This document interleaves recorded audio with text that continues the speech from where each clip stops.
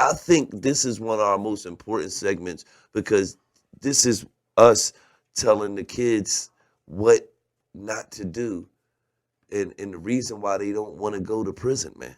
And that's a big part of what we do it for is the youth, man. So if for the people that don't know, Wallo did 20 years in prison. He went to jail at 17. He came home 2 years ago when he was 37 years old.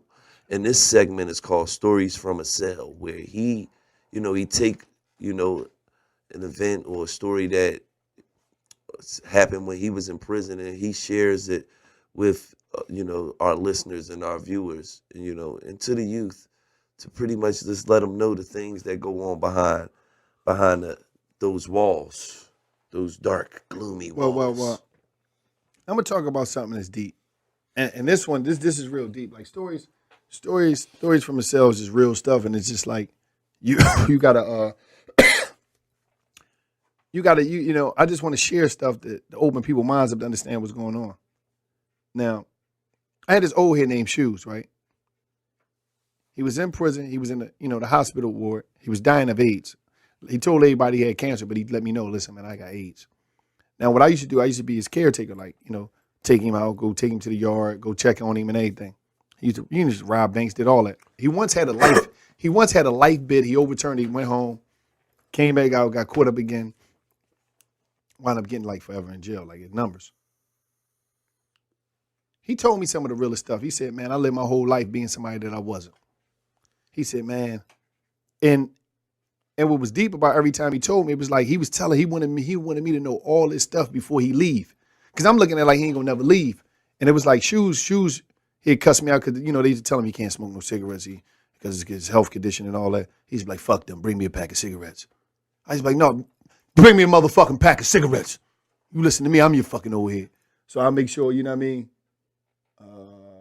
Yeah. So I'll listen to him, bring it to him.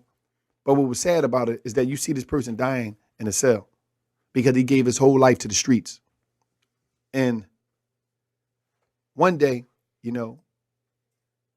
I came back early in the morning. Yo, I'm going to do, and a lady spun me. I was like, damn, where? He said, oh yeah, he be back.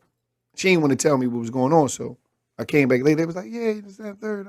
They just kept spinning me all day because I used to always come over there, bring him all type of snacks. He used to like these orange slices they used to sell on commissary. They like orange slices, soft joints. So I come back with him and doing all type of stuff, bring him stuff. So I'm bringing him them.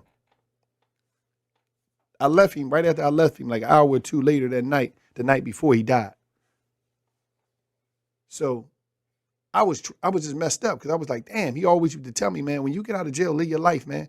He said, we move around, we try to do this, that, and the third, and we try to be all caught up in living this street life. He said, I gave my whole life to the streets, and I spent my whole life in the system. He died of AIDS in the cell. Now, I'm saying to say this. When you go to jail, you don't know if you can make it out. You could do a year, you could do 2 years, you could be doing anything. You don't never want to put yourself in a position where as though you could be taken away from your physical freedom, where as though anything can happen. They can run in your cell, spray you, mace you. Anything can happen. Health problems. But it's not just you losing your life and what you do. You got to think about all that stuff you put on your family.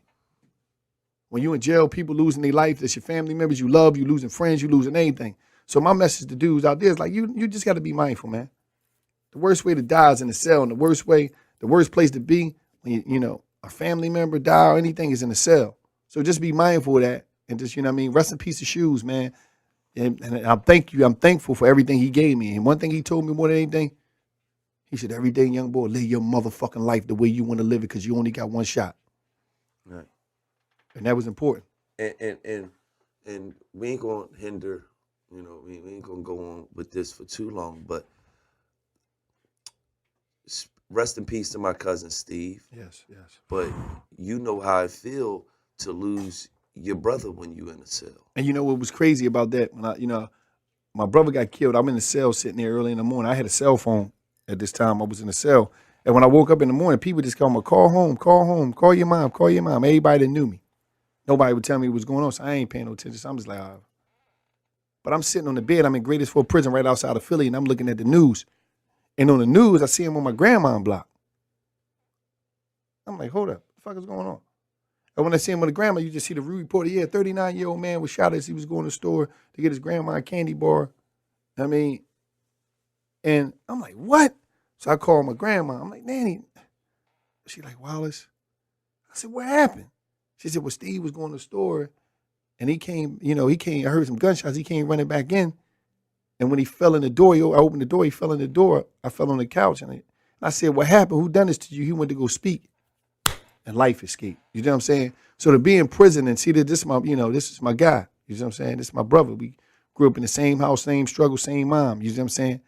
That was the worst thing that ever could happen. For that to happen to my family, and just had to deal with that. And then after that, I went through the phase of not escaping the reality of life. Like, damn, as I'm still doing time, because he got killed in 2013. I ain't come home to 2017. So that whole time, I didn't go to the funeral because I didn't want to. So I'm saying to myself, like, I'm still thinking that, damn, I get out there and see my brother.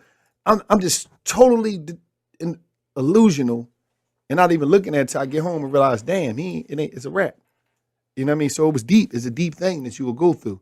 So you got to really be mindful, man, while you out here, man, ain't nothing cool about losing your freedom and be sitting in